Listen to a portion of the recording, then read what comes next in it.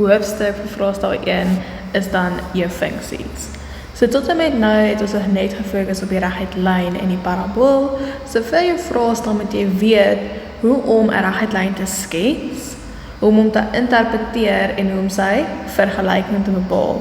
Selfs met 'n parabool, jy moet weet hoe om te skets, jy moet weet hoe om te interpreteer en jy moet weet hoe sy vergelyking te bepaal.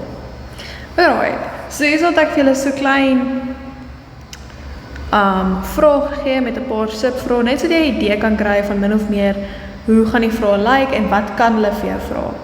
Right, ek het probeer so al die vrae waarna kon dink moontlik het ek hier neergeskryf. Okay, so kom ons begin om hulle sê my funksies f(x) is gelyk aan 2x minus a. So die feit dat jy sien dis net 2x beteken my standaard vorm is mx plus c, so hierdie enetjie is 'n reguit lyn. So fx gaan 'n reguit lyn wees. En dan sien ek gx is gelyk op minus x kwadraat plus 9, met ander woorde, hy staan in die standaard van ax kwadraat plus q, so dit gaan 'n parabool wees.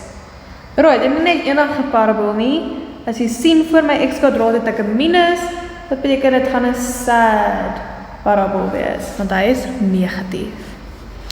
Right, so kom ons kyk na die eerste vraag. Die eerste vraag sê vir jou, bepaal die x en die y-afsnit van g. Right, so g, sorry, ek dink hierdie enetjie verander hom net na f toe, want hulle vir later weer vergeet. Okay, so ons maak hom net f. Okay, so bepaal die x en die y-afsnit van f. Alright, so die x en die y-afsnit van f. So om my x-afsnit te bereken, moet ek onthou, ek moet altyd vir y gelykstel aan 0. So in f se vergelyking, daar waar y is, met ander woorde voor hy is gelyk aan, moet ek 0 maak. So ek gaan hê 0 is gelyk aan 2x minus 8. Nou wil jy natuurlik vir x gaan bereken, so ons begin deur daai minus 8 oor te vat. As my minus 8 oor gaan, weet ek dit word plus 8. So 8 is gelyk aan 2x, en nou as jy vir x alleen wil kry, deel jy albei kante met 2, wat beteken x is eintlik gelyk aan 4. So wat gaan die x-afsnit wees? Dit gaan 'n koördinaat wees waar my x-waarde 4 is en my y-waarde is 0. So die x-afsnit is by die punt 4, 0. Alright, die y-afsnit kan jy of algebraies uitwerk of jy kan dit aflees. So as jy hom algebraies wil uitwerk, dan sit waar jy sê die y-afsnit stel ek vir x gelyk aan 0. So in my vergelyking waar x is, sit ek nou 'n 0. So dit gaan wees y is gelyk aan 2 in plaas van x, sit ek nou my 0 in minus 8. Bereken hom, dan sien ek o, hy is gelyk aan minus 8. So wat gaan die koördinaat wees? My x-waarde is 0, my y-waarde is minus 8. Jy kon ook, omdat jy weet jy is besig met die y-afsnit, weet jy dis jou c-waarde. So ek weet, daai waarde daar is my y-afsnit. So kon ek al klaar gesê het ook. Eintlik is y gelyk aan minus 8. Right, so bepaal die x en y-afsnit, dit gaan hulle definitief jou vra. By vraag 2 sê hulle bepaal die draaipunt van g. Nou onthou, vir hierdie jaar is jou draaipunt en jou y-afsnit altyd dieselfde punt. Hy gaan altyd draai op jou y-as. So om dit te doen, kan jy of jou y-afsnit gaan bereken, deur te sê, ek stel nou vir x gelyk aan 0. Alright, en dan kan jy hom gaan algebraies uitwerk, of jy kan hom gaan aflees. Want ek weet, dit waarmee ek plus of minus op die einde, daai plus 9, dit waarmee ek plus of minus, daai is outomaties my draaipunt. Met ander woorde, my draaipunt is waar y 9 is.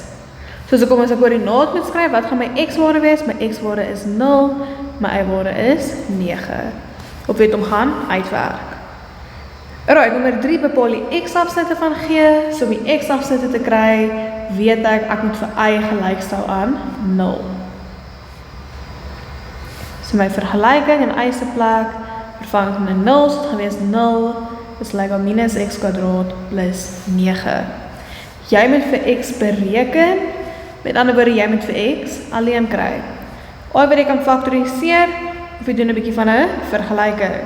So kom ons sê ek vat my 9 oor, hy is plus 9 aan die kant, sodra hy oor gaan word hy nou minus 9. So 0 minus 9 is minus 9, gelyk aan minus x kwadraat.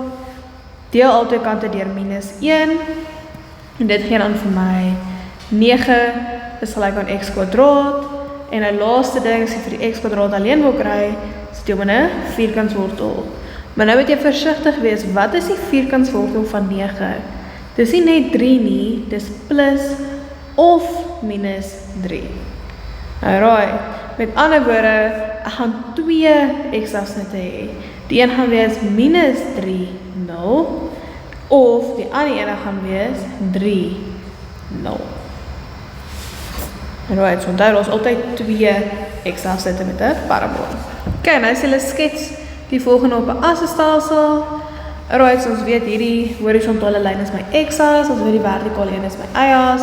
Ons het gou van waardes in, 1, 2, 3, 4, minus 1, minus 2, minus 3, minus 4, 1, 2, 3, 4, 1, 2, 3, 4, 5, minus 1, minus 2,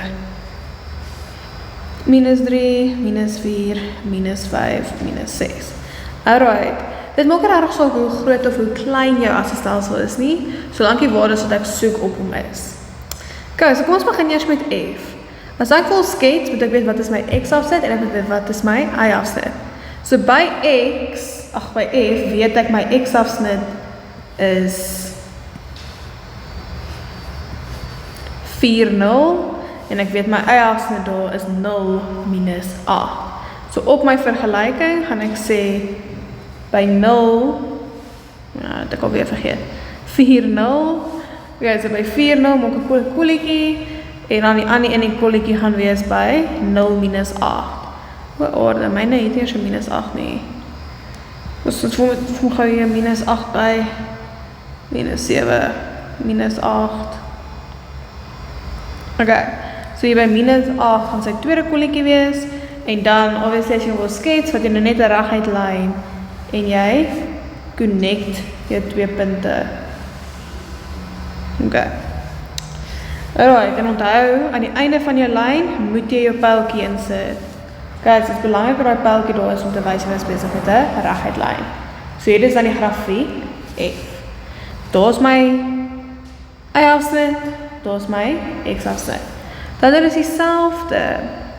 So vir my parabool het ek nou obviously 2 x-afsnitte. Ek het vir minus 3, 0 en 3, 0. So op my skets weet ek by minus 3 het ek 'n punt en by 3 het ek 'n punt en dan wat was die y-afsnit? Die y-afsnit of die draaipunt is by 0, 9. Selfde storie hierso. Okay, stok eers net gekyk het. Kom ons fix net gou, dan my goeders net inpas. Okay, so ons maak dit 2, 4, 6, 8, 9, 10. Okay, so daarso het ek hom en nou kan ek hulle net connect, onthou jy connect sonder 'n liniaal. So hy moet dan so lyk. Afgaan, afgaan. Belangrik dat hy deur die punte 3, minus 3 en 10 gaan. En dit is dan G. So ek het vir F en ek het vir G. Kom ons fix net gou sommer hierdie enetjie ook, want hy lyk maar rof.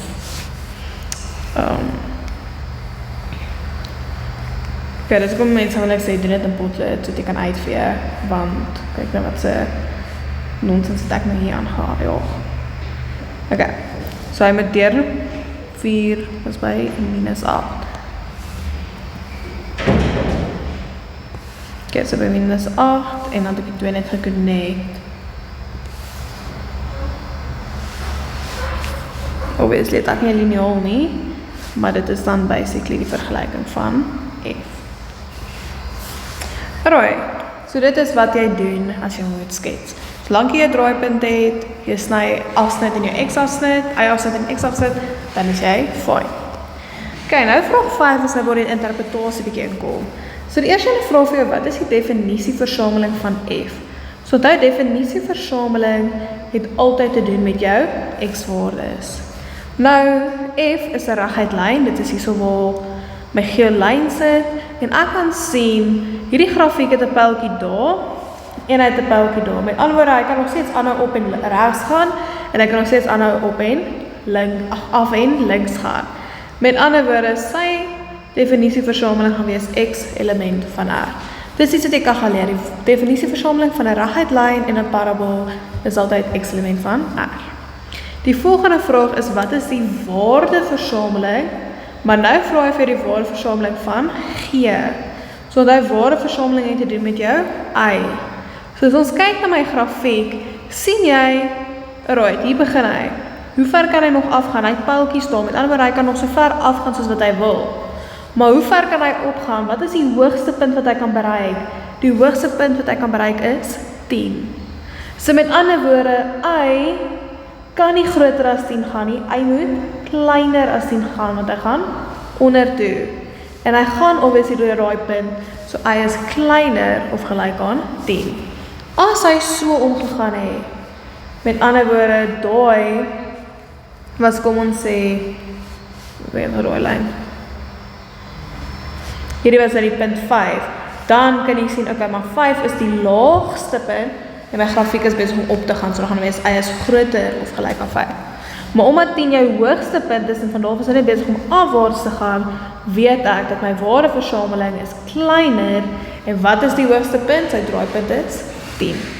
So die waardeversameling gaan wees, Y is kleiner of gelyk aan 10. Bepaal die vergelyking van die simmetrie-as van F, daar moet weer wees van G, bepaal die simmetrie-as van G, so die simmetrie-as is waar ek my grafiek in die helfte kan deel. So waar kan ek gaan en hierdie grafiek in die helfte deel? Obviously, hierso, hier op my eie as.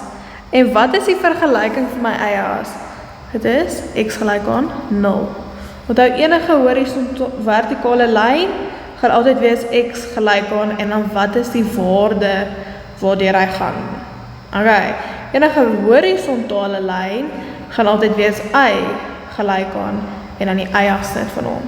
So omdat hierdie lyn die hele tyd is waar x gelyk is aan 0, beteken die vergelyking van my simmetrias is x gelyk aan 0. Dis ook iets wat jy kan gaan leer. Dan vra hulle, is f stygend of dalende funksie? Soos jy kyk na f, kan jy sien hier van die linkerkant af, is hy besig om op te gaan, tot daar waar hy stop. So met ander woorde, wat is hy? Hy is besig om te styg. So f is 'n stygende funksie. Dan by nommer 9, vir watter waarde of waardes van G of is G stygend? So met ander woorde, waar is G besig om te styg? So kom ons gaan kyk na ons grafiek. Kyk, as ek van die linkerkant kyk, hierso is hy besig om op te gaan. Tot by 0. En dan van 0 af gebeur iets anders. Hy is weer besig om af te gaan. Met ander woorde, hy is besig om te styg aan die linkerkant en hy is besig om te daal aan die regterkant. So wat is my x-waardes aan die linkerkant? Obviously is hulle kleiner as 0. Minus 1, minus 2, minus 3, minus 4. Wat gebeur aan die regterkant met jou x-waardes? Hulle is groter as 0. So met hierdie vraag kan ek sien, alright, aan die linkerkant, waar x kleiner is as 0, is my grafiek besig om te styg. So waar is die grafiek stygend? Hy stygend waar x kleiner is as 0.